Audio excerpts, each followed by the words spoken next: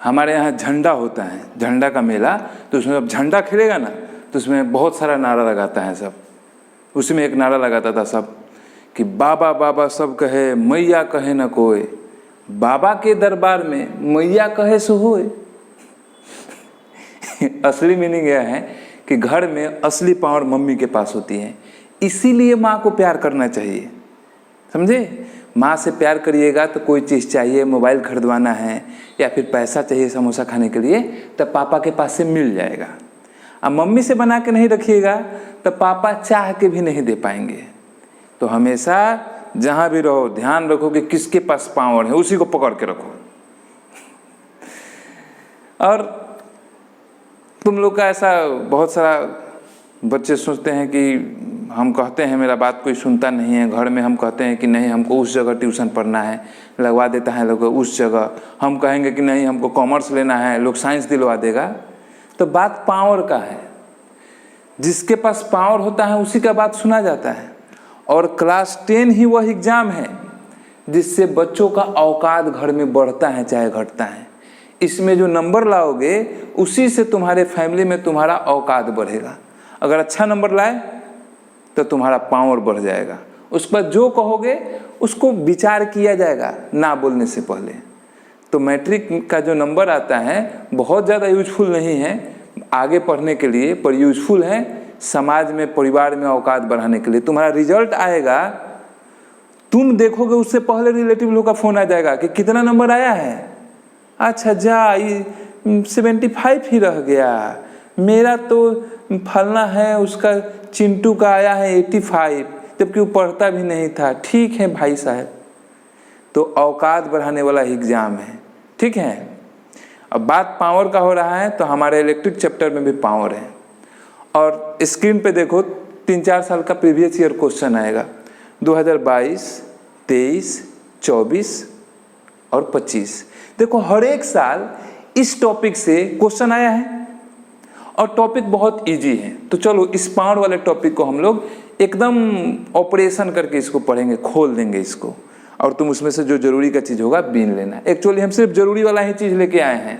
इस one shot video में उन सभी चीज़ों को छोड़ दिया गया है जो एग्जाम पॉइंट ऑफ व्यू से कम उपयोगी है, ठीक है। तो जो इलेक्ट्रिक पावर है उसके बारे में हम लोग को पढ़ना क्या है। जो बात पढ़नी है वह यह है कि electric power is the rate at which energy is consumed. Power P is equals to potential difference V into current I। और इसके 2-3 और फॉर्मूला होते हैं, यहाँ पे ओम्स लॉ लगा दो। I के जगह पे हम लोग V is equals to IR जानते हैं, यहाँ से I is equals to V/R हो जाएगा। तो यहाँ पे इस I को चेंज कर दें, इस I को चेंज कर दें और चेंज करके हम इसके जगह पे लिख दें V इंटू V/R, तो दूसरा फॉर्मूला हो जाएगा V²/R। और तीसरा हम I को नहीं V को चेंज कर दें, तो यहाँ से V इक्वल्स टू IR बैठा दे तो क्या होगा, तो हो जाएगा हमारा IR into IR, sorry R एक नहीं है, जिससे हो जाएगा पावर इक्वल्स टू I²R। तो यहाँ पे 3 फॉर्मूलाज हैं, एक्चुअली फॉर्मूलाज नहीं फॉर्मूले। एक है power P equals to VI, दूसरा है I²R और तीसरा है V²R। डिपेंड करता है क्वेश्चन में डेटा कौन कौन सा दिया है, उसके आधार पे हम लोग इस तीनों में से कोई एक उपयोग करते हैं। अगर सवाल में पावर दिया है, करंट दिया है, पोटेंशियल डिफरेंस पूछ रहा है, इसको यूज करिए। अगर पोटेंशियल डिफरेंस नहीं, करंट और रेसिस्टेंस में से कुछ दिया है, इसको यूज करिए। रेसिस्टेंस दिया है, करंट नहीं, सिर्फ पोटेंशियल डिफरेंस दिया है, तो इसको यूज करिए। यह तो हो गया पावर का कहानी। दूसरा Joule's heating, Joule's law of heating. Joule एक साइंटिस्ट थे, उन्होंने बिजली के उष्मीय गुण को पहचाना, यानी बिजली जिस तार से गुजरती है उसमें 2 प्रभाव उत्पन्न होता है। जिस तार से बिजली गुजरेगी उस तार को गर्म कर देगी, यानी बिजली के फ्लो से कंडक्टर में हीट उत्पन्न होता है। इसको हम लोग कहते हैं heating effect of electric current. और दूसरा इफेक्ट जिसको ओएस्टर ने खोजा था कि किसी भी तार से करंट फ्लो होगा तो उसमें मैग्नेटिक प्रॉपर्टी उत्पन्न हो जाएगी, मतलब मैग्नेटिक मटेरियल जो कि लोहा, निकेल, क्रोमियम है, उनको अपने तरफ अट्रैक्ट करने लगेगी। मैग्नेटिक इफेक्ट को हम लोग दूसरे पार्ट में पढ़ने वाले हैं। हमारे इस पूरे सिलेबस में इलेक्ट्रिसिटी का 2 चैप्टर हैं, एक पहला वाला, दूसरा magnetic effect of electric current. इन्हीं दोनों को मिला के 13 नंबर आता भी है। ठीक है, तो जूल्स हीटिंग लॉ बताता है कि किसी कंडक्टर में कितनी हीट ऊर्जा उत्पन्न होगी उसके बारे में, और है बहुत सिंपल। वह कहता है कि किसी भी तार में करंट के फ्लो होने से जो हीट उत्पन्न होगा वह करंट I, जितना करंट R फ्लो हो रहा है उसके स्क्वायर के डायरेक्टली प्रोपोर्शनल, कंडक्टर जिससे फ्लो हो रहा है उसके रेसिस्टेंस का डायरेक्टली प्रोपोर्शनल, और जितने देर तक फ्लो हो रहा है उस टाइम का डायरेक्टली प्रोपोर्शनल। यानी heat H is equals to I square RT। इसी को हम लोग जूल्स लॉ ऑफ हीटिंग कहते हैं, जो कि लॉ ऊपर यहाँ पे लिखा हुआ है। यह तो सब कहानी हो गई जो हम लोग को पढ़ना है, जो तुम्हारे नोट्स में जाएगा। अब जरा हम लोग फील ले लेते हैं कि भाई क्यों हीट उत्पन्न होता है, वर्क एनर्जी का क्या झमेला है। सवाल में कभी कभी वर्क कहेगा, कभी एनर्जी कहेगा, तो इसको एकदम ग्रास रूट लेवल से, एकदम जड़ से उखाड़ते हैं। अरे कोई भी पेड़ है, तुम लोग खेती होती, तुम लोग के पास खेत है, घास वास को ऊपर से काट दोगे तो फिर जम जाएगा। तो जो समझदार किसान है वो क्या करता है, खोद के एकदम जड़ से उखाड़ता है। तो हम लोग चलिए इस पावर वाले को एकदम जड़ से निकालते हैं कि यह क्या है।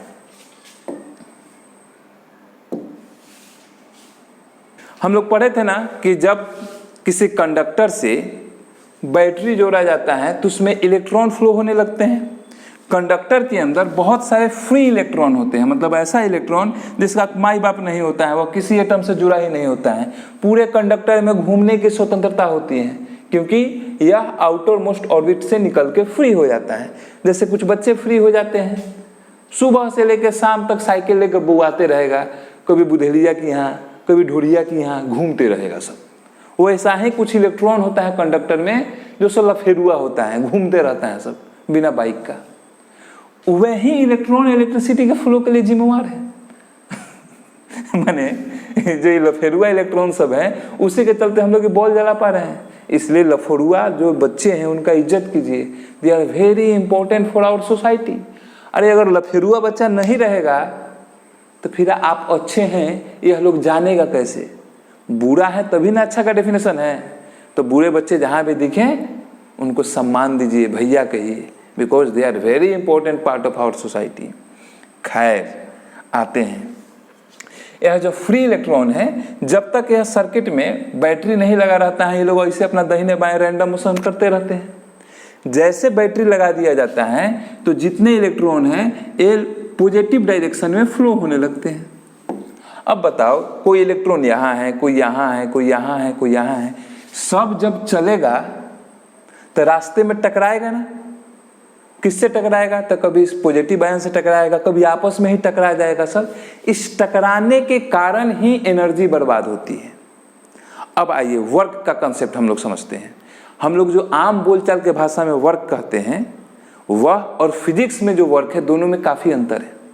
आम बोलचाल के भाषा में पढ़ना भी वर्क है, लेकिन फिजिक्स के भाषा में पढ़ना कोई वर्क नहीं है।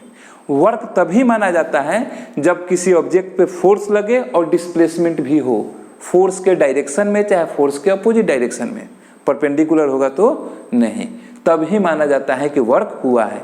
जैसे मैं एक इतना बड़ा पत्थर माथा पे लेके खड़ा हो जाऊं तो फोर्स तो लग रहा है पर डिस्प्लेसमेंट नहीं है, तो वर्क नहीं होगा।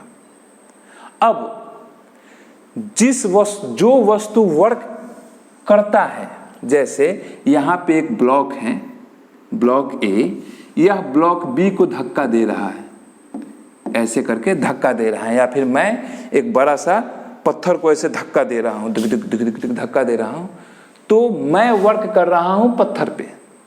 तो जो वर्क करेगा वह एनर्जी लूज करेगा, और जिस पे वर्क होगा वह एनर्जी गेन करेगा।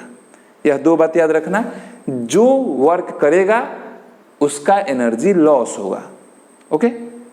और जिस पे वर्क किया जाएगा वह एनर्जी गेन करेगा। जैसे यह पेन है, मैं इस पेन को यहाँ पे रखा हुआ था, इसको नीचे से उठा के ऊपर ले जा रहा हूँ, तो पेन पे वर्क हो रहा है और मैं वर्क कर रहा हूँ, तो मेरा एनर्जी लॉस होगा, अब पेन एनर्जी गेन करेगा। यह दो बातें याद रहेंगी।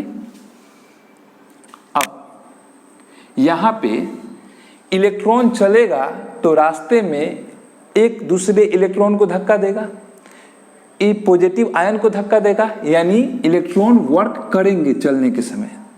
यह वर्क करेंगे तो एनर्जी लॉस करेंगे, और यह एनर्जी का लॉस हीट के रूप में उत्पन्न होता है। और जितना एनर्जी लॉस करते हैं उतना ही, माने जितना यह वर्क करते हैं दूसरों पे, उतना ही एनर्जी लॉस होगा। क्या बात समझ पा रहे हो ना? जितना एक दूसरे पे वर्क करेंगे उतना ही एनर्जी लॉस होगा। मतलब इस सेंस में कहें तो इलेक्ट्रॉन के द्वारा किया गया पॉजिटिव आयंस पे जो वर्क है वही एनर्जी के रूप में, हीट एनर्जी के रूप में बाहर निकलता है। क्या यह बात क्लियर हो गई? क्लियर हो गई तो यहाँ पे लिख देते हैं work done by electrons while moving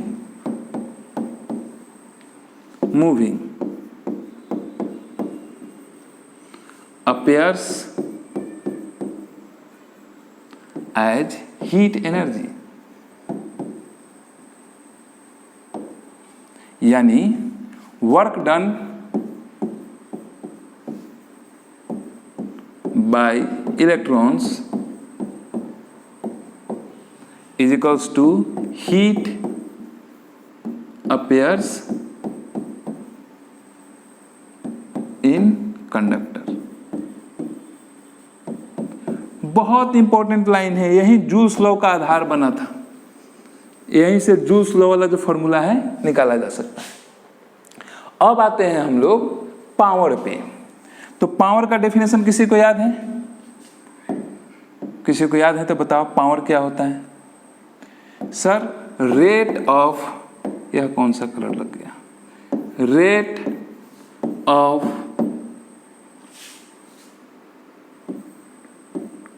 doing work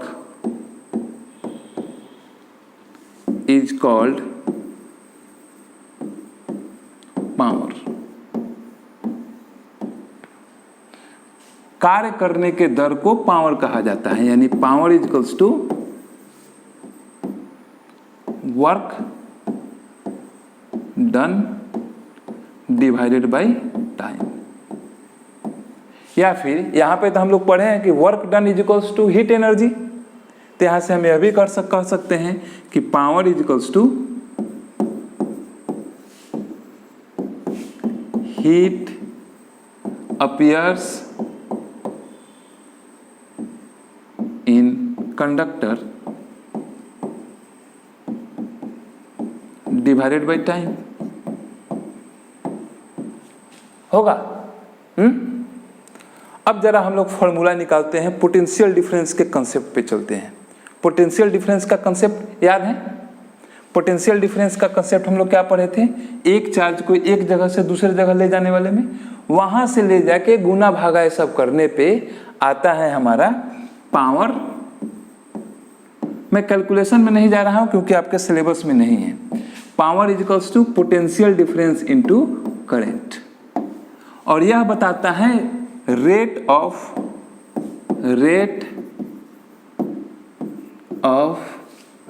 energy consumption. Energy का ऐसा यूनिट क्या क्या होता है जानते हो? ठीक है, उस पर हम लोग बाद में आते हैं। जैसे बॉल खरीदने जाते हो मार्केट में, एलईडी बॉल, तो कोई 20 वाट का बॉल होता है, कम रोशनी देता है, 50 वाट का, 100 वाट का, 150 वाट का, 500 वाट का बॉल होता है। तो अगर हम एक बॉल खरीद के ले आए 500 वाट का बॉल, यह वाट जो होता है यह पावर का ऐसा यूनिट होता है।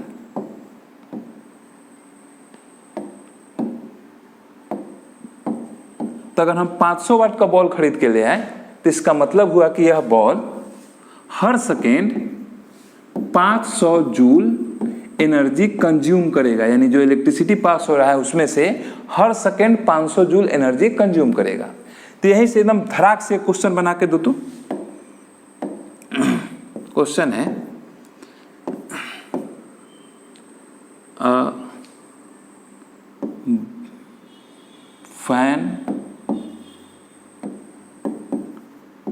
Fan of power rating 150 what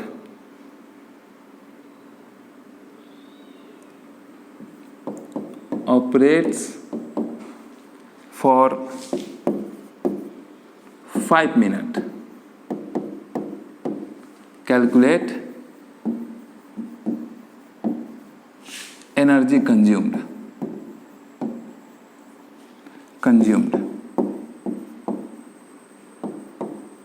चलो, अगर बना सकते हो तो बना के पावर क्वेश्चन 1 यानी P1 इस क्वेश्चन का हम हेडिंग दे रहे हैं कि पावर वाले टॉपिक का क्वेश्चन नंबर 1, इसका जवाब एक बार कमेंट करिए। तो फिर से मैं कहूँगा कि सवाल आप अपने से बनाइए, इससे काफ़ी बेनिफिट होगा। यह पूरे जो लेक्चर है मेरा, इसको ऐसे मैंने डिजाइन किया है कि इसको एक बार कर लीजिए तो आप एग्जाम के लिए कॉन्फिडेंट हो जाएंगे, सीधे PYQ बनाएंगे। देखिए, किताब जितना पढ़ना था उसका टाइम हो गया, अब समय है एग्जाम के लिए प्रिपरेशन करने का, और एग्जाम का प्रिपरेशन प्रीवियस ईयर क्वेश्चन के द्वारा ही किया जाता है। ठीक है, तो इसको वीडियो को पॉज करिए, इसको मास्टर क्लास के जैसा ट्रीट करिए और इस क्वेश्चन को बनाइए, इजी है। ठीक है, जो लोग बना लिए होंगे उन लोगों को पता चल गया होगा। हम लोग जानते हैं पावर यानी रेट ऑफ एनर्जी कंजम्पशन, यह 150 वॉट है, मतलब 1 सेकंड में 150 जूल एनर्जी कंज्यूम करता है। तो कोई बॉल, तो यहां से हम लोग कह सकते हैं power is equals to energy consume बटा टाइम, या फिर energy is equals to power into time.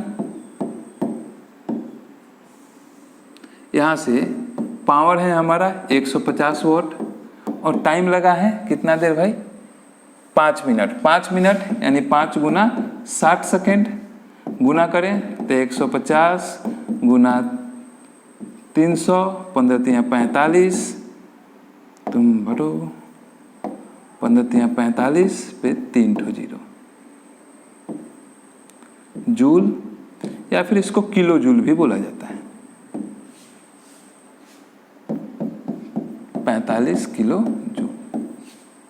ठीक है, अब एनर्जी के यूनिट के बारे में आते हैं। एनर्जी का 2 यूनिट है और इससे एक क्वेश्चन है, इसलिए मैं इसको करा रहा हूं। यह इंपॉर्टेंट पॉइंट है, लिख लेना है और याद कर लेना है। हेडिंग दो, एनर्जी का ऐसा यूनिट,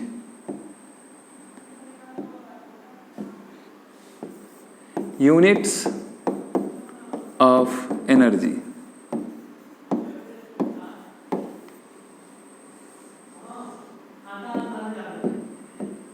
ऐसा यूनिट होता है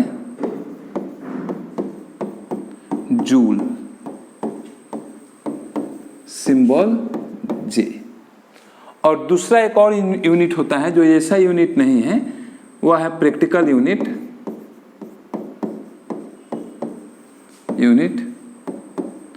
वह है किलो वॉट आवर। शॉर्ट में लिखें तो KWH। और दोनों में रिलेशन देखो, इसमें वॉट लगा हुआ है फिर भी यह एनर्जी का यूनिट है, इसलिए इसको याद रखना है। किलो वाट आवर यह एनर्जी का यूनिट है, पावर का नहीं है। जहां पे 1 kilo watt hour is equals to 3.6 into 10⁻⁶ joule. इसी बात पे चलिए एक प्रीवियस ईयर क्वेश्चन हम लोग बनाते हैं। क्वेश्चन आपके स्क्रीन पे रहा, 2022 में पूछा गया है। इसको कहिए P2, पावर वाले का क्वेश्चन नंबर 2, पावर का क्वेश्चन नंबर 2, और जवाब हमको कमेंट करिए। हम बार बार आप लोगों से कहते हैं कमेंट करने के लिए, इससे मेरा फायदा होगा और मेरा फ़ायदा होगा तो हम आपका भी फायदा कराएंगे। न्यूटन थर्ड लॉ में पढ़े हैं ना, कर भला तो हो भला, every action has equal and opposite reaction. देखिए इस चैनल में बहुत कम सब्सक्राइबर है और बहुत कम व्यूज आता है, क्योंकि अभी खोले ही कुछ दिन पहले हैं और टाइम ज़्यादा मुझे मिलता नहीं है, मेरी अपनी पढ़ाई है, पढ़ाना है कि मैं इस पर ज़्यादा मेहनत कर पाऊँ, इसलिए अभी ज़्यादा कुछ ग्रो हुआ नहीं है। लेकिन अगर आप लोग को इससे फ़ायदा हो रहा है तो थोड़ा बहुत YouTube के एल्गोरिदम को सपोर्ट करने के लिए कमेंट करिएगा या फिर लाइक करिएगा या फिर सब्सक्राइब करिए करवाइएगा, तो चैनल ग्रो होगा, तो मुझे भी मोटिवेशन मिलेगा कि हाँ मैं जो कर रहा हूँ उसका कुछ पॉजिटिव इम्पैक्ट आ रहा है, तो मैं और मेहनत करके मैथमेटिक्स के सभी चैप्टर्स का एकदम इसी स्टाइल में, PYQ स्टाइल में, एग्जाम के पॉइंट ऑफ व्यू से, जो पढ़ाने के लिए तो 1000 टीचर पढ़ा रहा है, नंबर दिलवा दे तब ना, तो हम मेहनत करने के लिए तैयार हैं, आप थोड़ा सा मदद करिएगा। तो चलिए, तो इसका बनाइए कॉपी, मैंने वीडियो पॉज करके कॉपी पे इसको बनाइए और देखिए जवाब क्या आ रहा है। आपको एनर्जी किलोवाट आवर में भी निकालना है और जूल में भी निकालना है। अधिकांश लोगों का बन गया होगा। चलिए आते हैं, यहाँ पे दिया है केटल का पावर है, power P is equals to 2 kilowatt और टाइम यूज हुआ है 2 आवर्स। अब अगर हम लोग पावर का फॉर्मूला देखें तो power P is equals to energy E divide by time T। इसको अगर हम इधर बदल दें तो आ जाएगा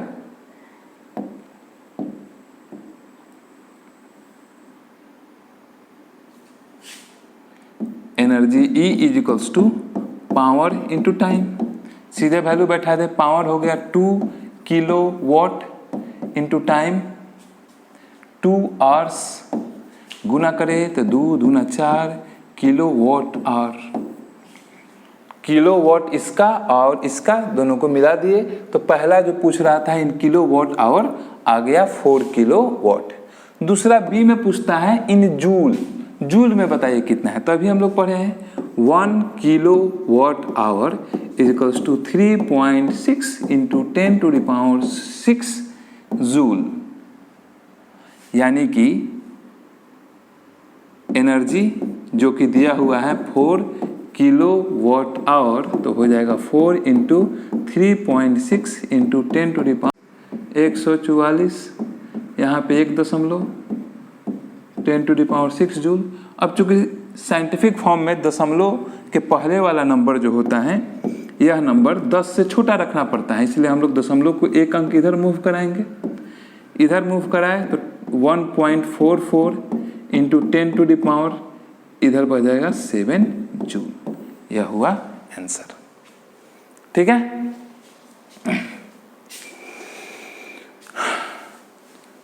नेक्स्ट PYQ आपके स्क्रीन पे है, 2024 में पूछा गया है। इसको मैं नाम देता हूं power P, question number 3। A power of electric heater is 1100 यानी 1100 वाट। पोटेंशियल डिफरेंस जिससे वह कनेक्टेड है सर्किट का है 220 वोल्ट और current flowing through the circuit कितना है यह निकालना है। और इसके साथ एक और है तुम्हारा इसका वाला फ्यूज का कहानी, तो उस पर हम बाद में आते हैं। पहले स्क्रीन पे हम प्रिंटेड क्वेश्चन मंगा रहे हैं, इसको देख लीजिए, ध्यान से पढ़ लिए। ठीक है, तो पावर दिया हुआ है, पोटेंशियल डिफरेंस दिया हुआ है, सर्किट से कितना करंट फ्लो हो रहा है यह पूछ रहा है। तो हम लोग पावर का कौन सा फॉर्मूला यूज करेंगे? पावर का हम लोग 3 फॉर्मूला पढ़े हैं। Power P is equals to potential difference V into current I। दूसरा पढ़े थे I square R, I square R, और तीसरा पढ़े थे V square divided by R। यहाँ पे पावर दिया है, पोटेंशियल डिफरेंस दिया है, करंट पूछ रहा है, यानी यह दिया है, यह दिया है, ये पूछ रहा है, मतलब P equals to VI use करेंगे। अब जिसका वैल्यू दिया है उसको बैठा दीजिए। हमको करंट चाहिए तो करंट I इक्वल्स टू हो जाएगा power divide by potential difference. Power है 1100 watt divide by potential difference 220 volt काटे, 11 1 जा 11 2 जा 5 एम्पेयर। यह तो हो गया पहला जवाब। दूसरा जो इसके साथ दिया हुआ है क्वेश्चन वह है कि एक फ्यूज है जिसका रेटिंग है 5 एम्पेयर का, क्या इसको कनेक्ट किया जा सकता है? तो पहले फ्यूज क्या है और इसका रेटिंग क्या होता है वो जान लो। फ्यूज एक इलेक्ट्रिकल डिवाइस है, इसको हम लोग अपने घर में देखोगे, तुम्हारे स्कूल में या घर में ऐसे लगा होगा, इसको खींच के निकाल लेते हैं, बोर्ड में लगा रहता है छोटा सा, बड़ा वाला बोर्ड में बड़ा सा लगा रहता है, उसके अंदर एक तार लगा होता है, कभी देखना पहले से निकाल के रखा हुआ हो तब देखना, अपने से नहीं निकालना है, बिजली का झटका लग सकता है। उसके अंदर एक पतला तार लगा होता है, वह स्पेशल तार होता है एलॉय का बना हुआ, उसका रेसिस्टेंस हाई और मेल्टिंग पॉइंट लो होता है और उसका एक रेटिंग होता है। जैसे कुछ फ्यूज मिलते हैं जिनका रेटिंग होता है 5 एम्पेयर, रेटिंग 5 एम्पेयर। इसका मतलब यह हुआ कि इस फ्यूज से मैक्सिमम 5 एम्पेयर का करंट फ्लो हो सकता है। 5 एम्पेयर से ज़्यादा का करंट अगर फ्लो करवाइएगा तो यह मेल्ट हो जाएगा, गल जाएगा तो सर्किट टूट जाएगा, करंट कहीं भी नहीं जाएगा। 15 एम्पेयर के रेटिंग का भी आता है, यह लगाया जाता है जहाँ पे ज़्यादा करंट का कंजम्पशन हो, जैसे जहाँ पे आपको हीटर चलाना हो, गीजर चलाना हो, वॉशिंग मशीन, फ्रिज चलाना हो, वहाँ पे फ्यूज लगाया जाता है 15 एम्पेयर का, कहीं पे 8 एम्पेयर का। 15 एम्पेयर उसका अगर रेटिंग है तो इसका मतलब हुआ इसे मैक्सिमम 15 एम्पेयर का करंट फ्लो हो सकता है। इससे ज़्यादा फ्लो अगर करंट होने लगेगा तो यह अपने आप गल जाएगा। फ्यूज को इसलिए लगाया जाता है कि अचानक बहुत ज़्यादा करंट फ्लो होने लगे ओवरलोड के कारण, चाहे शॉर्ट सर्किट के कारण, तो यह गल जाएगा और करंट को घर में आने से रोक देगा, जिससे इलेक्ट्रिक के चलते जो आग लग जाती है, मशीन खराब हो जाता है, वो सब ना हो। ठीक है, तो सवाल में हमारा कहता है, इसको पहले हम साफ कर दें। क्वेश्चन हमारा कहता है कि अ फ्यूज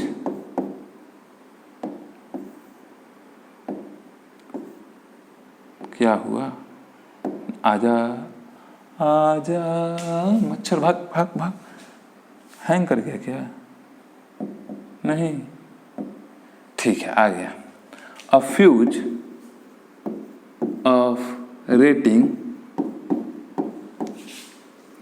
5 एम्पेयर इज कनेक्टेड।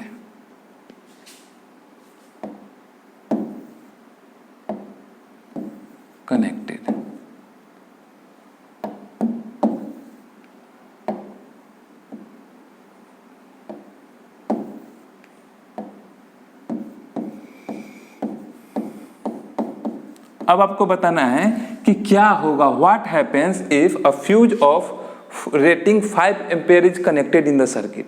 तो क्या फ्यूज गल जाएगा या फिर सर्किट काम करते रहेगा? तो हम लोग देख रहे हैं कि इस पार्टिकुलर डिवाइस से मैक्सिमम 5 एम्पेयर का करंट फ्लो हो रहा है और फ्यूज का भी रेटिंग 5 एम्पेयर है, मतलब कुछ नहीं होगा, it will work, it will not melt, यह गलेगा नहीं, पुष्पराज झुकेगा नहीं और यह फ्यूज राज गलेगा नहीं।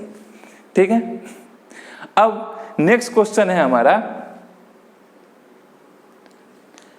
2025 से सिमिलर क्वेश्चन पूछा गया है।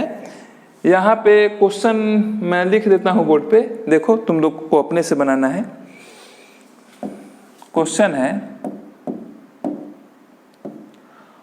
A electric fuse is rated 8 ampere. A electric fuse is rated 8 ampere. आगे क्या लिखा है, can it be used with electric appliance of rating 5 kilowatt 220 volt. Can it be used with an electric appliance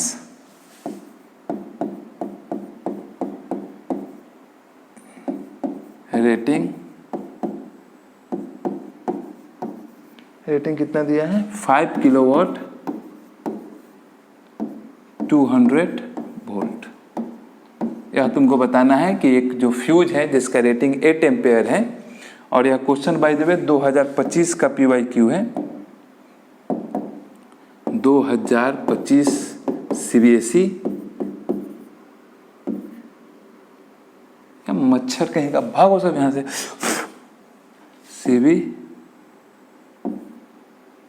ने पूछा है, आपको बताना है क्या करोगे, करंट निकाल लोगे और करंट 8 एम्पेयर से ज़्यादा आया, इन दोनों का यूज करके पावर और पोटेंशियल डिफरेंस का यूज करके निकाल लोगे करंट अगर 8 एम्पेयर से ज़्यादा आया तो कहोगे कि नहीं 8 एम्पेयर का फ्यूज यूज नहीं हो सकता है, और उससे कम आया तो यूज हो सकता है। तो इसको अपने से बनाना है और जवाब कमेंट करना बिल्कुल नहीं भूलना है, ठीक है। अब एक चुटकुला सवाल बना लेते हैं जूल्स हीटिंग इफेक्ट पे, यही एक छोटा सा रह जा रहा है। जूल्स हीटिंग लॉ जो हमारा कहता है वह कहता है कि किसी भी कंडक्टर में जो हीट एनर्जी उत्पन्न होगा वह बराबर होगा I²RT के, जहां पे I है करंट। तो में से I मूवी कौन कौन देखा है, विक्रम का बहुत अच्छा मूवी है। R हुआ रेसिस्टेंस और T हुआ टाइम, जितने देर के लिए करंट फ्लो हुआ है। यहाँ पे देखो तो हीट और करंट में स्क्वायर वाला रिलेशन है, मतलब करंट को जितना गुना करेंगे उसका स्क्वायर गुना यह होगा। ऐसा पहले स्क्वायर वाला रिलेशन देखे हो ना। यानी मैं यहाँ पे टेबल कर देता हूँ, इससे एक तुमको आइडिया मिलेगा हीट और करंट। अगर करंट को करोगे 2 गुना 2 times,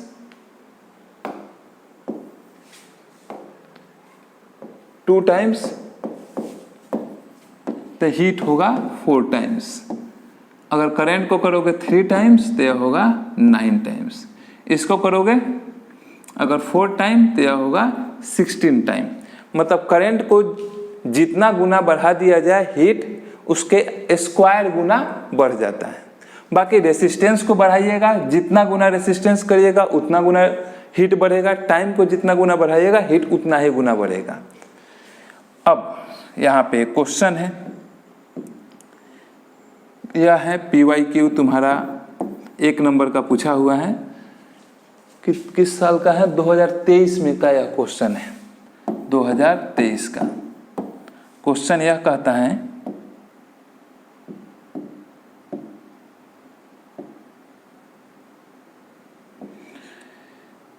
if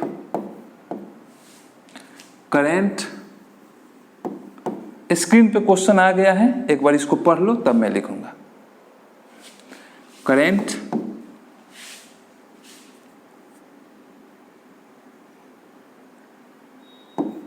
following through circuit is increased by 2 times, become 2 times। अब तुमको बताना है पावर कितना बढ़ेगा, the percentage change in amount of heat, percentage change in amount of heat.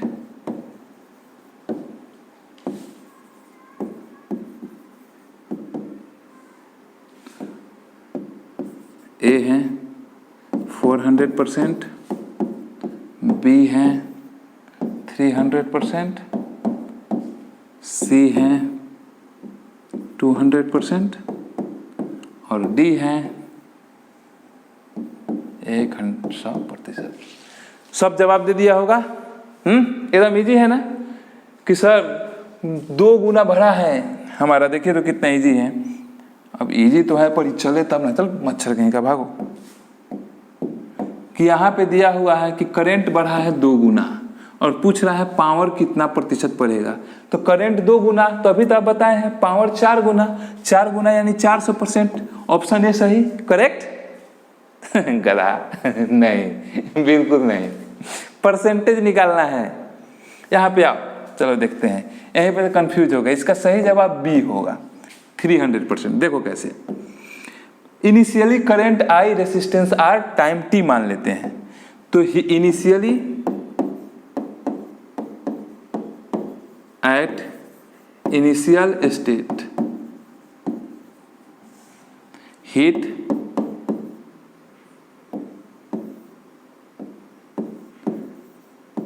Is equals to I square R T. बाद में जब बढ़ा दिया गया तो एट फाइनल स्टेज